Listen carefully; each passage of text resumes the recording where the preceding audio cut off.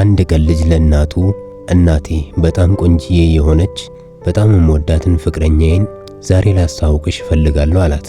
እናቱም በጣም ደስ ብሏት እሺ የኔ ልጅ ገበያ ደርሼ እመጣለሁ ብለው ወደ ገበያ ሄዱ። ልጁም ለፍቅረኛው ስልክ ደውሎ ዛሬ እንደ በፊቱ ተደብቀሽ አትሄጂም ከእናቴ ጋር አስተዋውቅሻለሁ ብሏት ቶሎ ነይ አላት። እሺ ብላ ታጥባ ለባብሳ ራሷን በመስታወት እያየች ዋው በጣም ቆንጆ እኮ ነኝ፣ እንደዚህች አይነት ቆንጆ ሴት አግኝታ ለልጇ እምቢ የምትል እናት አትኖርም እያለች ከቤት ወጣች። ከዚያም ባስ ውስጥ ገባች። አንዲት እናት ብዙ ዕቃ ተሸክመው መጡና እባክሽን ልጄ እኔ መስኮት የሌለበት ቦታ መቀመጥ አልወድም፣ ወደዛ ጠጋ በይልኝ አሏት። አቦ አልፈልግም፣ እኔ እኮ ነኝ ቀድሜ የተቀመጥኩት ስለዚህ አይሆንም አለች።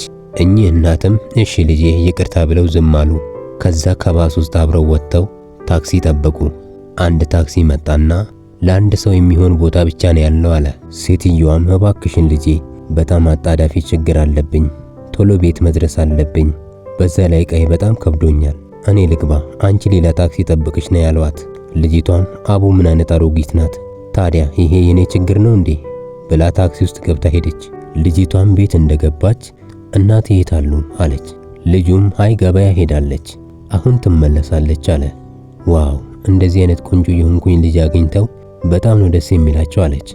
ልጁም አሁን ትክክል ነሽ፣ እርግጠኛ ነኝ እማ በጣም ትወድሻለች አለ። የልጁም እናት በሌላ ታክሲ ትንሽ ቆይተው ቤት ሄዱ። ቤት እንደደረሱ መንገድ ላይ እንደዚህ እየሰደበቻቸውና እያዋረደቻቸው የነበረችውን ሴት እቤት አገኟት። የኔ ልጅ እቺ እርኩስ ሴት እዚህ ቤት ምን ትሰራለች አሉ።